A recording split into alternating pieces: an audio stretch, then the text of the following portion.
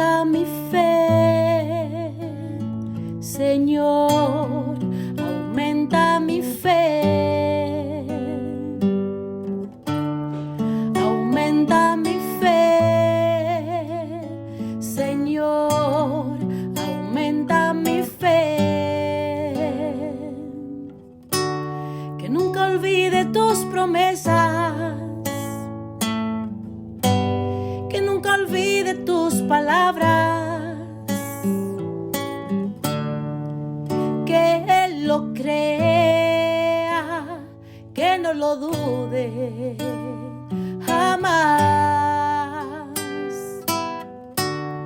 Tu palabra me dice, todo el que pide se le dará, y el que toque a la puerta se le abrirá.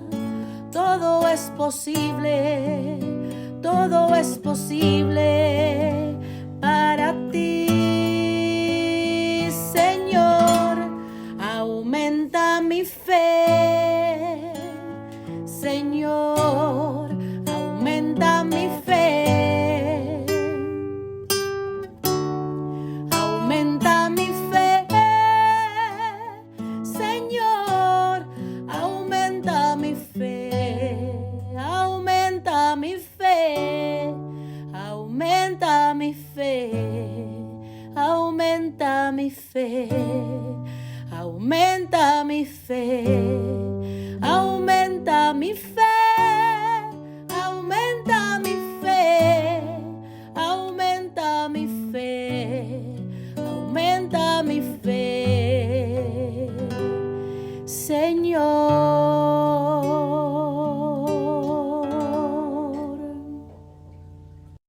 Saludos en este glorioso día y bendiciones a los radio creyentes que escuchan Jesús y María Radio, que están sedientos de la palabra de Dios.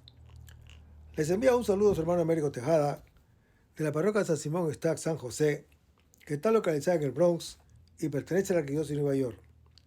Estamos aquí todos los lunes de 5 a 6 p.m., hora de Nueva York.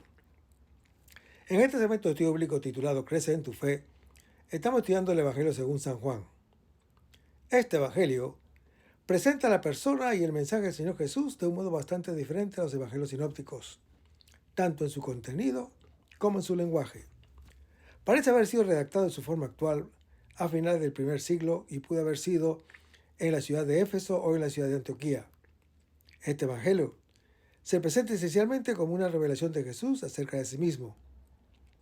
Jesús aparece siendo el Hijo, uno con el Padre Dios.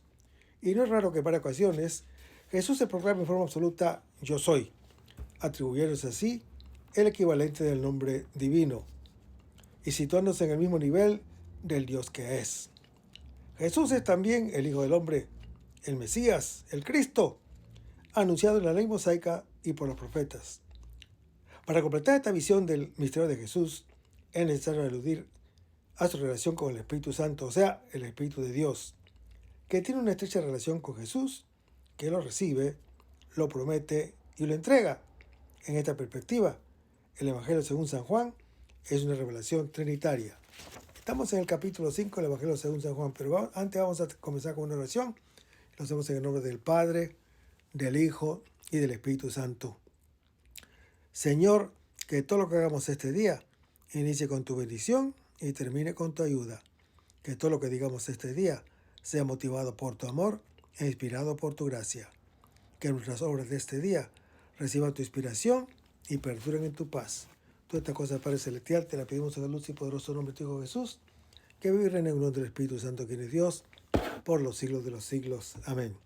Los créditos de estudio público son dados al Padre Silvano Fausti, a la Biblia de Jerusalén y a la hermana Evelyn Morán y su ministerio de música. A los hermanos que viven en el Bronx, para invitarlos a nuestro círculo de oración de la parroquia San Simón Stack San José, que está localizada en el 2191 Valentine Avenue, esquina calle 182, comenzando con la misa a las 7:30 p.m. todos los viernes por la noche. Decíamos que estamos en el capítulo 5 del Evangelio según San Juan, en el versículo 37, donde Jesús dice: el Padre que me ha enviado da testimonio de mí. Después de aducir como testigos suyos al Bautista y a sus propias obras, Jesús vuelve al testimonio de Dios. El testimonio del Padre en favor de Jesús no se apoya únicamente en las obras que ha realizado en su condición de hijo, como acaba de decir, ya que quien acepta la palabra siente resonar en su interior la voz y ver el rostro del Padre, que el Hijo ha venido a mostrarnos. Cuando la palabra permanece en nosotros, nuestro corazón se ilumina en su verdad. Es cuando la palabra permanece en nosotros y ese testimonio que es interior es también del Espíritu Santo, concedido a quien posee en sí el amor de Dios, que le hace comprender la Escritura. Es aquella atracción interior del Padre que está en Juan capítulo 6, que dispone al creyente para hacerse teodidacta, o sea, discípulo de Dios. Según una tradición hebrea, todo israelita, antes de nacer, sabe ya toda la Biblia de memoria y puede descifrar sus misterios.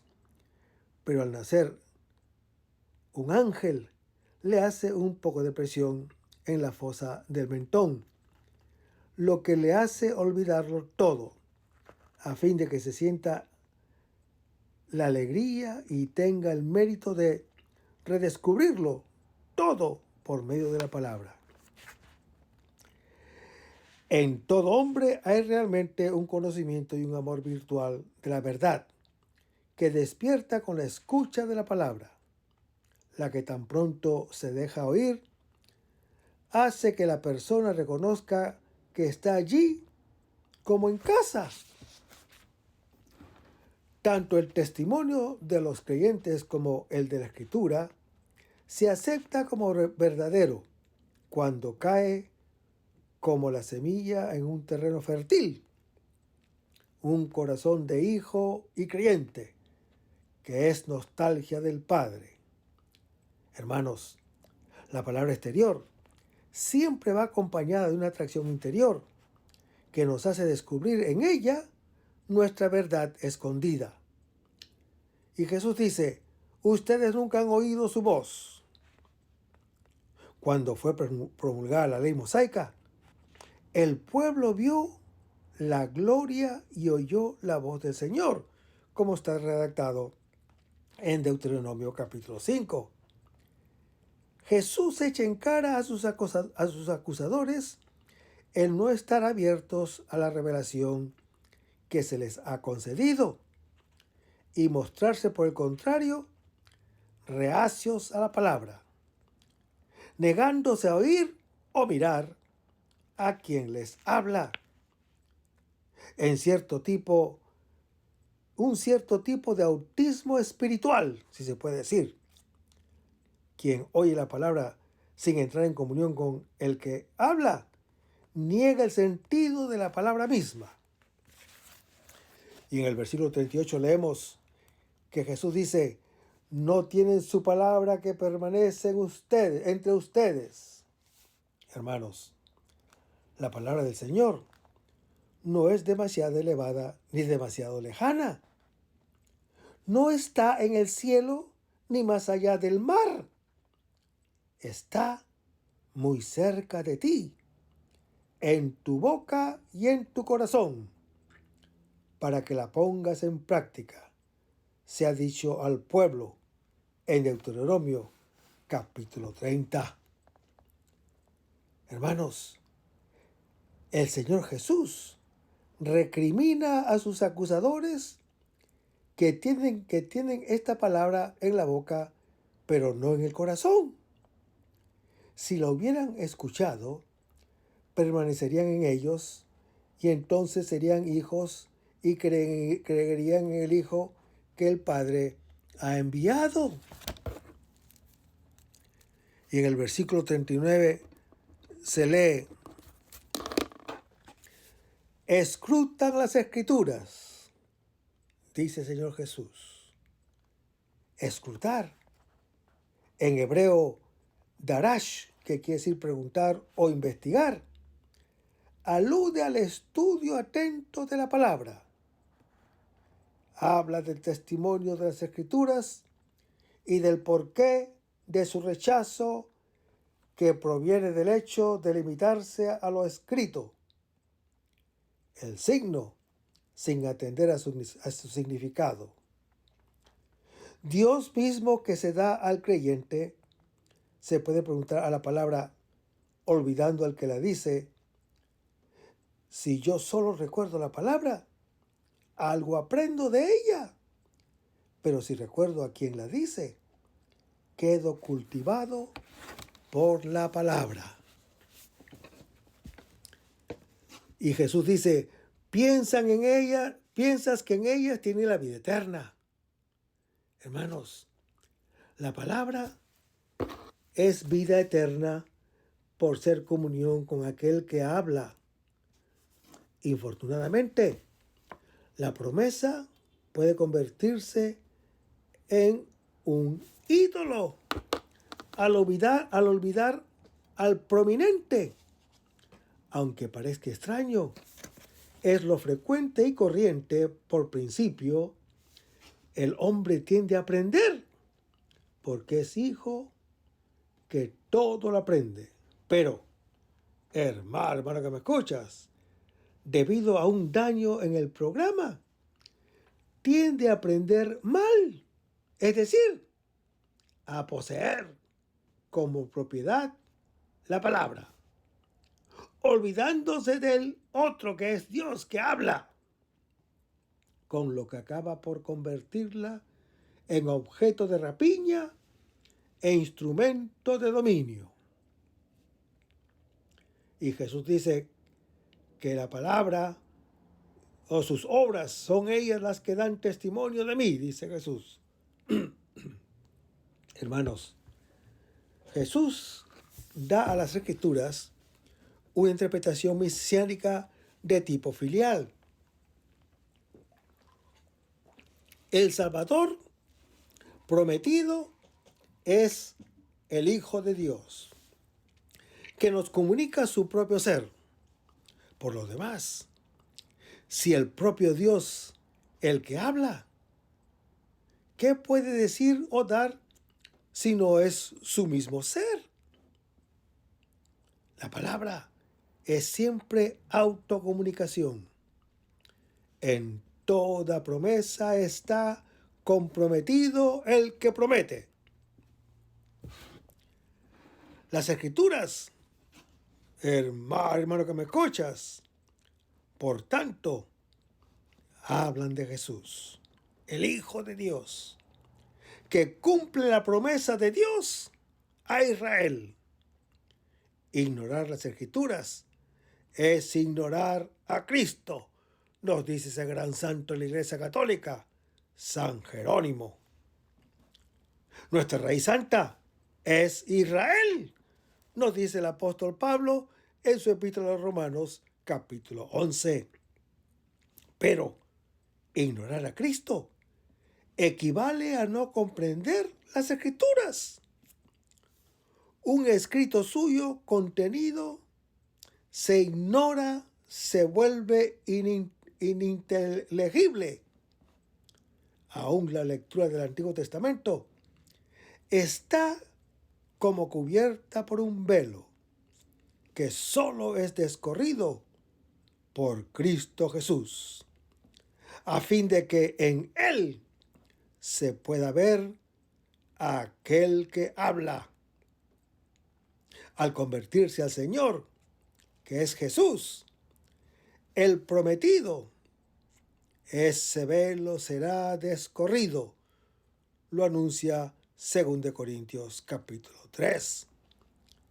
En Él, hermano que me escuchas, la promesa se hace claramente comprensible. Y en el versículo 40 leemos, no quieren venir a mí para no tener vida, nos dice el Señor Jesús. La invitación a la sabiduría, como está en Siracias capítulo 24, es la misma del Hijo. En estos versículos se dice que nosotros rechazamos su invitación, porque a cambio aceptamos la sugestión de la necedad. Y el versículo 41 leemos: yo no recibo gloria de los hombres, dice Jesús. Hermanos, la gloria, el kabod, que significa peso, es la consistencia, la identidad de alguien que proviene de su reconocimiento. Lo que está en juego es la opción entre el reconocimiento de los hombres y el de Dios, entre la vanagloria y la gloria verdadera. Jesús no anda en procura de la vanagloria. Su autoestima le viene de ser reconocido y amado por el Padre. La torpeza consiste en buscar en otra parte la propia gloria. Y en el versículo 42 leemos: no tienen en ustedes mismos el amor de Dios, dice el Señor Jesús. Hermanos, quien no conoce el amor del Padre, la estima de que goza a sus ojos, el hombre es para él un prodigio admirable, lo dice Isaías 43 y el Salmo 139. Ignora su propia identidad. Le falta su peso. Su necesidad de estima sigue vacía e insatisfecha por ignorar el amor del Padre. Adán se ha alejado de él, tratando de encontrar en sí mismo su propia gloria. Y se ha encontrado desnudo, puesto que cuando cada uno es a tus ojos, tanto es y nada más, nos lo dice San Francisco. Solo el amor permite conocer a Dios. El que no ama no conoce a Dios, porque Dios es amor. Lo anuncia Primera de Juan, capítulo 4. Hermanos, su sabiduría se prolonga entre aquellos que lo aman, lo dice Sirácides capítulo 1. Y tan solo el amor es creíble. El argumento decisivo y último de la verdad de todo testimonio es el amor de quien lo da y de quien lo recibe. Y en el versículo 43 leemos: yo he venido en nombre de mi Padre y no me aceptan. El Hijo viene en el nombre del Padre. Quien busca la gloria en sí mismo no descubre la del Hijo, que procede del Padre. Si otro viniera en su propio nombre, dice Jesús. Adán buscó la gloria de su propio nombre. Se negó a ser hijo y hermano, como quien pretende hacerse dueño de su propia vida y apoderarse de la vida de los demás. De esa suerte, dando muerte al Padre, dio principio a la cadena de violencia y muerte de aquel que viene en su propio nombre. Y Jesús dice: si lo recibieran. Rechazamos al Hijo porque rechazamos el ser hijos. Pero recibimos en cambio, no de muy buen grado, a aquellos que se presentan como amos por querer ser como ellos. Y en el versículo 44 leemos: ¿cómo van a creer ustedes que aceptan la gloria de otros? Hermanos, no puede saciar su sed quien arroja el agua a la calle, como no puede adherir al Hijo aquel que se niega a admitir su propia verdad. La falta de fe parte de la falta de libertad. El que ignora su propia identidad de hijo, la busca en otra parte, en las imágenes que los otros tienen de él, con lo que resulta convertido en esclavo del parecer ajeno, como está en Efesios capítulo 6 y Colosenses capítulo 3. Del esfuerzo por complacer a los demás para lograr complacerse. Su vida acaba siendo una farsa. Su rostro, la máscara que el otro quiera imponérsele o imponerle. Y esa máscara tiene siempre los rasgos aparentemente seductores de un personaje al que cada cual se adecua como puede, sacrificando su propia humanidad. La vanagloria es el verdadero Moloch que devora nuestra vida. Ella hace irrespirables nuestras relaciones, llenas de falsedad y prepotencia, llenos de violencia y muerte. Y Jesús dice, no busca la gloria que viene solo de Dios. Hermanos, la gloria que nos viene de Dios es nuestra identidad de hijos y creyentes, infinitamente amados por el Padre. Quien la busca en otra parte, desconoce las Escrituras y se ignora a sí mismo. Su gloria lo enceguece y abnubila, y es ciego ante sí mismo y ante Dios. Y en el versículo 45 leemos, no piense que yo los voy a acusar, dice el Señor Jesús. La misión de juzgar le ha sido confiada al Hijo, pero su juicio es conforme a la voluntad del Padre, que no juzga a nadie.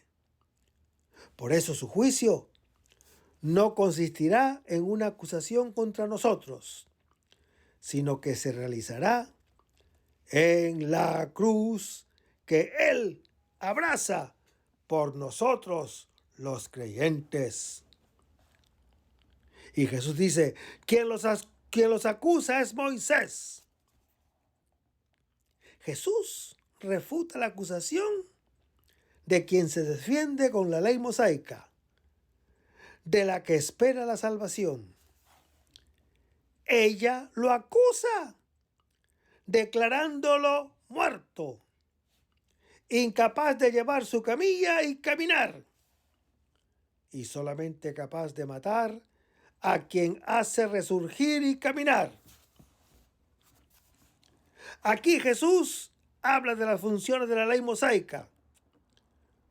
Cumple en un mundo privado de amor y de libertad.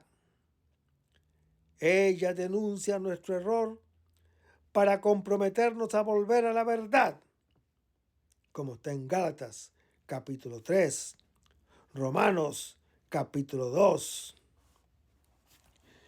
Y en el versículo 46 leemos, si creyeran a Moisés, dice el Señor Jesús.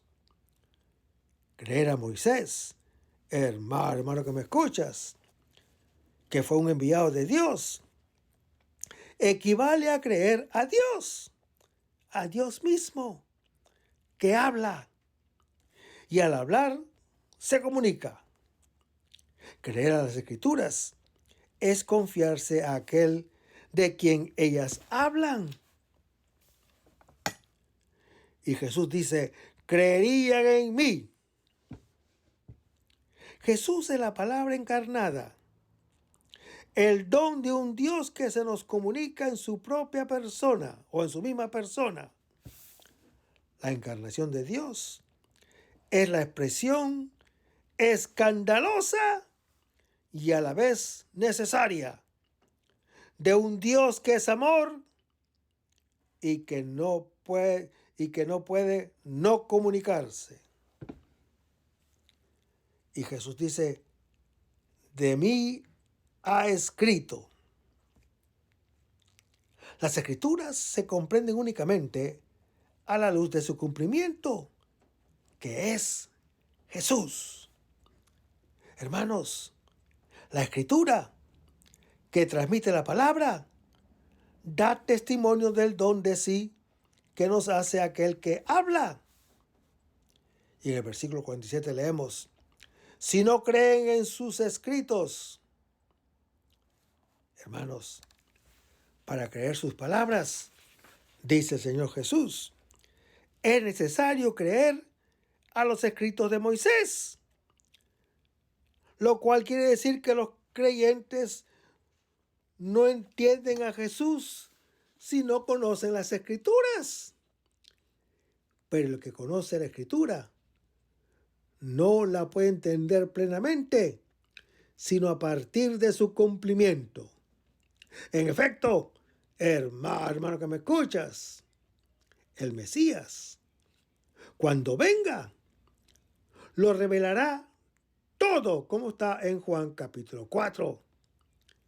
El que lea a Moisés no puede cerrarse en lo escrito, haciéndoles del escrito un fetiche, sino que eleva sus ojos al Señor y dirige a Él su mirada. Entonces podrá tener en sí mismo su amor. La palabra en Él será espíritu y vida, no un juego de autojustificaciones o una búsqueda de vanagloria. Vayamos ahora a Juan capítulo 6, versículos 1 al 15, donde leemos: después de esto, Jesús pasó al otro lado del mar de Galilea, el de Tiberíades.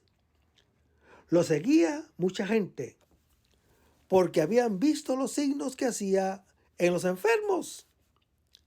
Jesús subió al monte y se sentó allí con sus discípulos. Estaba próxima la Pascua, la fiesta de los judíos.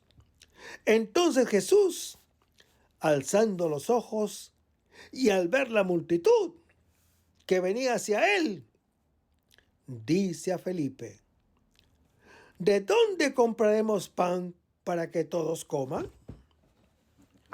Lo decía para ponerlo a prueba, porque él sabía lo que iba a hacer. Le respondió Felipe: 200 denarios de pan no bastarían para que cada uno recibiera un pedazo. Le dice uno de sus discípulos, Andrés, hermano de Simón Pedro: hay aquí un muchacho que tiene 5 panes de cebada y 2 pescados. Pero, ¿qué es esto para tantos? Le dice Jesús: hagan que la gente se recueste. Había mucha hierba en el lugar. Se recostaron, pues, los hombres, que eran casi 5,000. Entonces Jesús tomó los panes y, habiendo dado gracias, los repartió entre los que estaban recostados, e hizo lo mismo con los pescados, todo lo que quisieron. Cuando ellos quedaron satisfechos, dijo a sus discípulos: recojan los pedazos que sobraron, para que nada se pierda. Los recogieron pues y llenaron 12 canastos de pan, de los 5 panes de cebada que sobraron a los que habían comido. La gente, al ver el signo que había hecho, decían: este es el verdadero profeta que había de venir al mundo. Entonces Jesús, al darse cuenta de que intentaban retenerlo para hacerlo rey, se retiró de nuevo al monte él solo. ¿De dónde compraremos pan?, pregunta Jesús a Felipe. ¿De dónde? Indica el origen, la naturaleza. Se trata de un pan que el discípulo todavía no conoce. como la samaritana no sabe de dónde viene el pan, en Juan capítulo 4. Nicodemo, de dónde viene el viento, en Juan capítulo 3. Y el maestresala, de dónde proviene el vino tan exquisito, en Juan capítulo 2. Es un pan que, a diferencia del otro, se come sin dinero y sin gasto, como lo anuncia el profeta Isaías en su capítulo 55, que sacia y hace vivir. Hermanos, hemos visto ya que la palabra hecha carne renueva la alianza y el templo de Jerusalén, hace nacer de lo alto y ofrece agua, que hace caminar en la libertad del Hijo. Ahora se revela de dónde viene y cuál es el pan que mantiene esta existencia nueva, en la que se bebe el buen vino, se llega a ser casa del Padre. Se recibe el viento del Espíritu Santo, se bebe el agua viva y se camina en el amor. Este pan es Jesús mismo, el Hijo que se da a todos los creyentes y los pone en comunión con el Padre. El mismo relato aparece narrado 6 veces en los Evangelios, 2 veces en Marcos y Mateo y 1 vez en Lucas y Juan, respectivamente. Más allá de los distintos énfasis, en el mismo diamante cada uno aprecia distintos resplandores. Todos los evangelistas interpretan el hecho en sentido eucarístico. El pan prefigura el cuerpo de Jesús entregado por nosotros los creyentes. Fin de su vida y principio de nuestra vida filial y fraterna.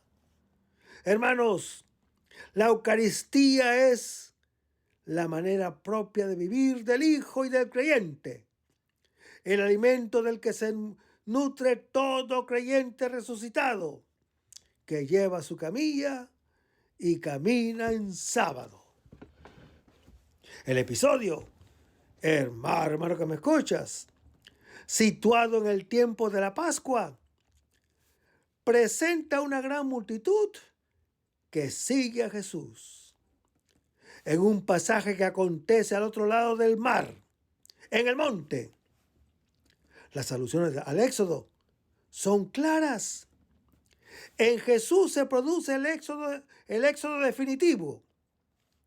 El mar se interpone entre sí y la esclavitud de la muerte. Se llega al monte donde se recibe la palabra que se transforma en pan de vida. En este camino, hermano que me escuchas, surge siempre la tentación de la desconfianza. ¿Cómo vivir en la libertad? ¿Qué clase de pan puede dar la garantía de que no se ha de morir? Todo el capítulo 6 no es en conjunto sino un juego de equívocos en torno al pan, tal como había ocurrido antes con Nicodemo y con la samaritana sobre el agua. El equívoco surge de un doble sentido. Toda palabra posee un significado explícito y otro más decisivo que debe ser descubierto, y del que el primero es signo. Hermanos, en la lectura simbólica de la realidad reside la diferencia entre el hombre y el animal. Una cosa dada no es únicamente lo que es, sino que remite a otra. Quien no la entiende es un hombre animal, que no solo no comprende las cosas de Dios, como está en 1 Corintios capítulo 2, pero ni siquiera las del hombre. El alimento y el sexo, por ejemplo, sirven al animal para conservar la vida del individuo y de la especie, mientras que para el hombre entrañan relaciones con el otro y sirven no para conservar, sino para dar la vida. En el primer caso son bienes que se poseen para vivir. En el segundo, son objetos de donación por amor. Pues el hombre salva su vida si la da y la pierde si se aferra febrilmente a ella. Hermanos, el texto busca poner en claro que el pan que sacia al hambre del creyente es la vida filial y fraterna. Lo come quien acoge a Jesús, el Hijo amado del Padre, que ama a sus hermanos y creyentes. El capítulo 6 del Evangelio según San Juan constituye una identidad articulada que se debe leer de seguido. Principia con dos relatos, uno en el monte y el otro en el mar, seguidos del discurso o debate, como se quiere decirle, sobre el verdadero pan que lleva la aceptación o el rechazo de Jesús, a la confesión de Pedro o a la traición de Judas. Como en todos los casos, el hecho no es más que un signo. El discurso o debate no solo explicita su significado, sino que reconcilia al oyente con la palabra, que obra en él lo que el relato plantea. La palabra, hermano que me escuchas, principio de la creación, lo es también de la recreación, porque hace que existía lo que es, al ponerlo en relación con su fuente. En el centro del capítulo está el pan, mencionado 21 veces, en la misma forma que el agua de la que se nace y el aire que se respira. El pan es símbolo primordial de la vida. Se lo come para vivir, pero diferente del agua y del aire, el pan no es solo don de la tierra y del cielo, sino también producto del trabajo, amasado con alegría y fatiga, con esperanza y sudor. En él están inscritos tanto el bien como el mal, el destino del hombre, única criatura llamada a colaborar con el Creador para llevar a su realización plena la creación. Hermanos, Jesús había hablado ya a sus discípulos sobre su alimento, consistente en cumplir la voluntad del Padre y llevar a cabo su obra, en Juan capítulo 4. Él vive de este alimento, que es el amor del Padre, que es preciso comunicar a los hermanos y a los creyentes para que pasen de la muerte a la vida. Hermanos, su pan es el amor que recibe del Padre y que devuelve al Padre. Su obra consiste en dar la vida a los creyentes. El texto revela de dónde proviene ese pan. El conocimiento de su origen permite comprender en qué consiste, cómo hay que comerlo y qué efectos produce. La pregunta capciosa que Jesús hace a Felipe tiene el propósito de abrir la mente al misterio de lo que proyecta llevar a cabo. Con tanta facilidad podemos cambiar a Jesús por un proveedor de pan a precio de ganga. Por eso, precisamente la gente quiere proclamarlo rey. Bastante más difícil que es entender que el pan es signo del don de su vida de hijo de Dios. Por lo que no se trata de comprarlo, ni de hacer cuentas de la propia autosuficiencia, sino más bien de acoger a aquel que solo tiene palabras de vida eterna. El relato, paralelo al milagro de Eliseo, como está en 2 Reyes capítulo 4, alude al don del maná en el desierto, como está en Éxodo capítulo 16, y tiene como trasfondo el banquete de la sabiduría, como está en Proverbios capítulo 9, Sirácides capítulo 24, y el banquete mesiánico que anuncia Isaías capítulo 25. Hermanos, Dios da la vida, pero ¿cuál es la vida que Él da si no es la suya? El relato, hermano que me escuchas, que comienza con Jesús, que pasa al otro lado del mar hasta el monte, seguido por la multitud, y pone a prueba a los discípulos para introducirlos a descubrir el sentido del pan que tiene en mente repartir. Concluye con Jesús, que deja la multitud, se retira solo al monte, rehuyendo la tentación de proclamarlo rey.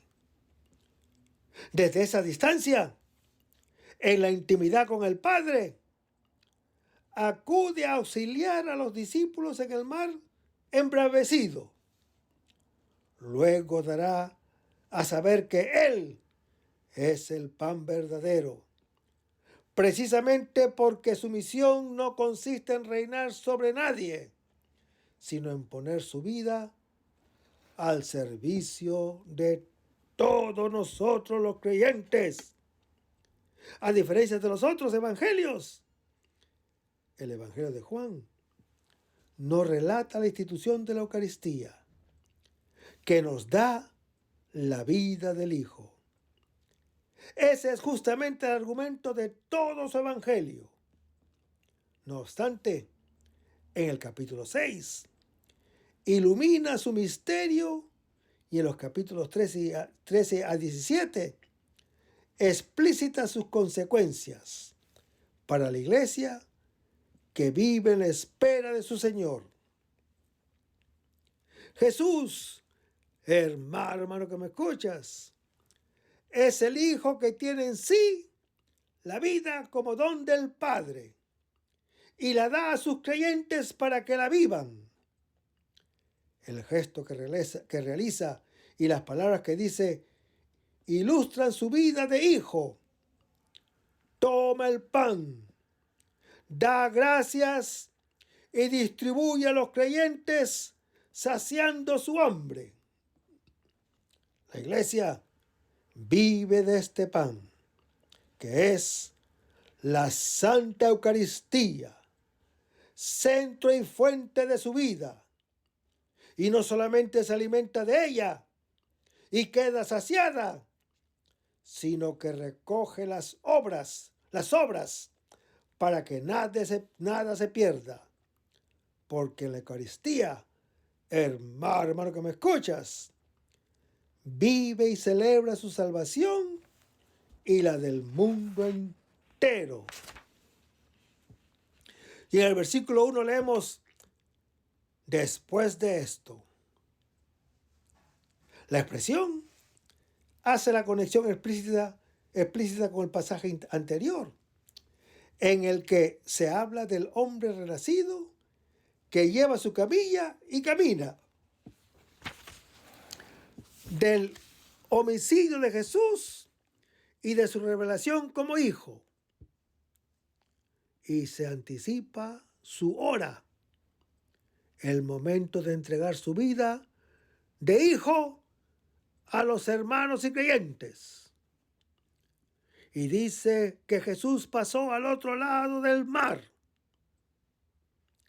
Hermanos, el relato rompe la continuidad, pues en la escena anterior Jesús estaba en Jerusalén. Ahora lo encontramos en Galilea. Es el principio del nuevo éxodo, la salida de la esclavitud del pecado a la libertad del Hijo. La decisión de matarlo da ocasión a este éxodo, en el que también proveerá a todos su pan. Y dice la Escritura, de Galilea, el de Tiberíades. Hermanos, a pesar de parecer una redundancia que varios manuscritos han querido descifrar, no lo es, sino una simple referencia al anillo que forma el lago de Galilea entre Cafarnaúm y Tiberíades, y puede atravesarse en barca o recorrerse a pie yendo por la orilla del mar, como de Marcos capítulo 6.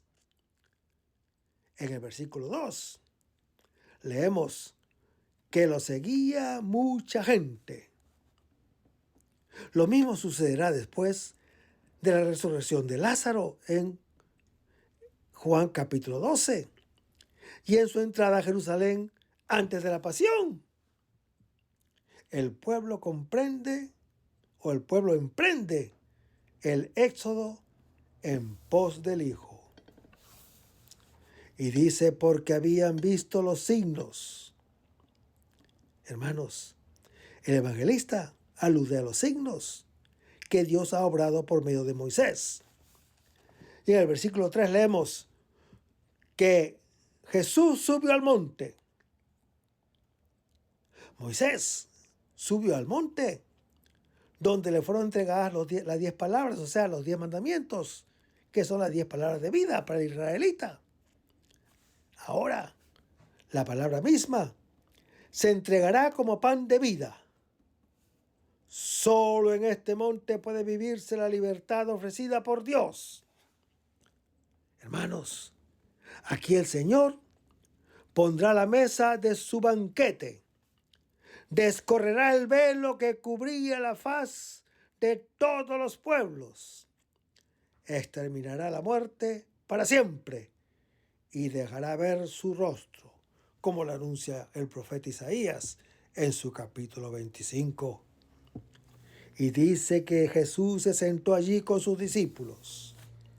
Hermanos, Jesús es el Maestro.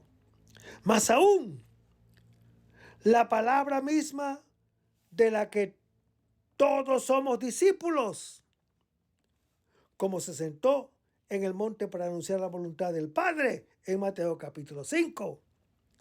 Ahora se sienta para llevarla a término, ofreciendo su alimento para que todo quede cumplido, como está anunciado en Juan capítulo 19. Y en el versículo 4 leemos, estaba próxima la Pascua. Esta indicación explícita las anteriores alusiones al Éxodo e ilustra el significado del pan, entregado en la última Pascua, cuando Jesús instituye la Eucaristía. En la primera Pascua anunció la destrucción y la reconstrucción del templo de Jerusalén, como está en Juan capítulo 2. En la última Pascua será ejecutado, como está en Juan lo anuncia en Juan capítulo 11. Ahora anticipa simbólicamente el don que hará de su cuerpo, para que nosotros vivamos de él y nos convirtamos en el nuevo templo. Y en el versículo 5 leemos, alzando los ojos. Hermanos, en los relatos paralelos se dice que elevó los ojos al cielo, como está en Marcos 6, Mateo 14, Lucas 9. En cambio, aquí los eleva sobre la multitud. Jesús no eleva los ojos hacia el Padre, pues siempre los tiene dirigidos a Él para llevar a cabo su misma obra. Levanta sus ojos hacia sus creyentes, como está en Lucas capítulo 6, porque se ha colocado por debajo de ellos, haciéndose el más pequeño y siervo de todos. Y dice Jesús, que hace la pregunta, que dice, ¿de dónde? Es la pregunta que Jesús hace a Felipe. Hay panes según su procedencia. La pregunta de Jesús evoca la queja de Moisés, que se lamenta ante Dios por el pueblo que murmura y pregunta, ¿de dónde podrá sacar carne para saciar su hambre? Como está en Números capítulo 11. Y dice, compraremos. ¿De dónde compraremos? En las relaciones entre los hombres, todo es objeto de compra-venta, excepto lo que es esencial, que es la vida, el amor y el pan compartido. La invitación al banquete mesiánico, preparado por el Señor sobre este monte para todos los pueblos, como está en Isaías capítulo 25. Habla de comprar y comer sin dinero y sin gasto, de no gastar los bienes propios en lo que nos hacía, como está en Isaías capítulo 55.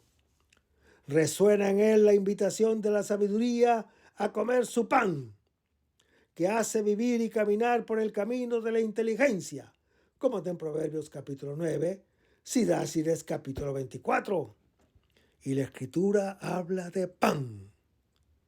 El hombre tiene la vida, pero no es la vida. Su vida no le pertenece, porque le viene de otro y requiere de algo distinto de sí, del pan para su sustento. Pero hay panes de panes.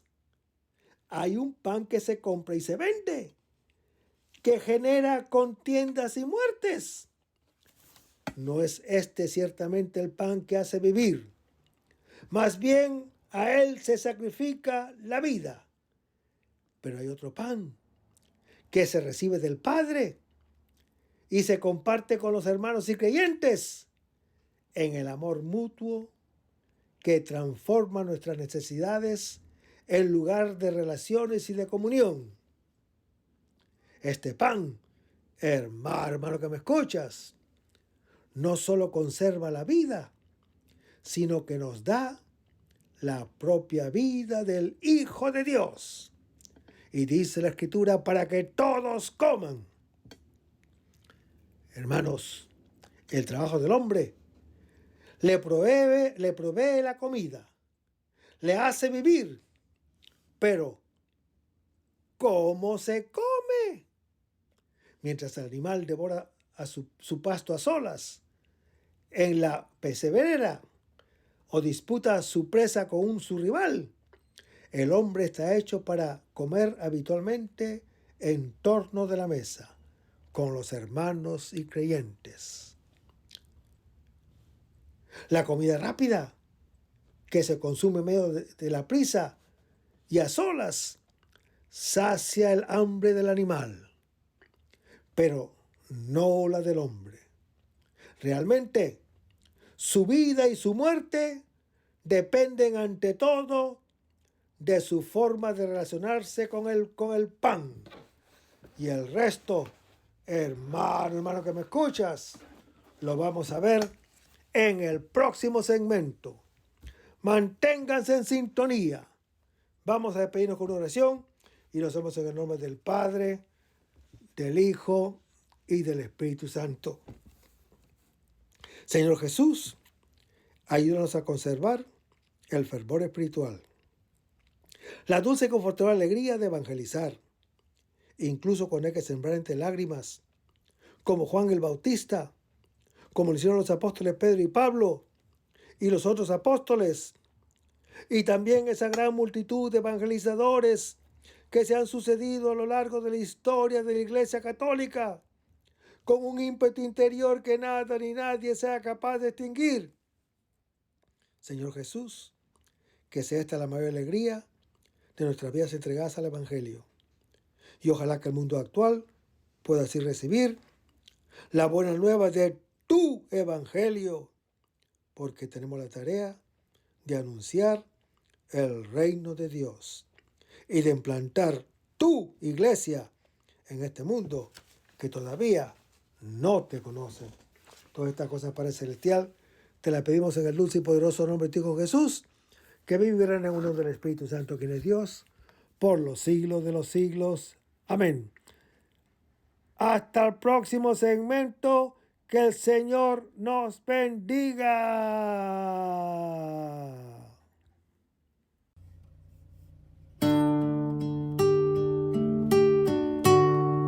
Aumenta mi fe, Señor, aumenta mi fe.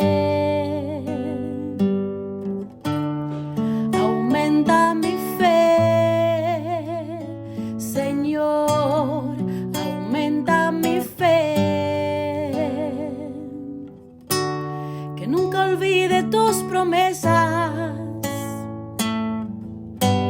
que nunca olvide tus palabras, que Él lo crea, que no lo dude jamás.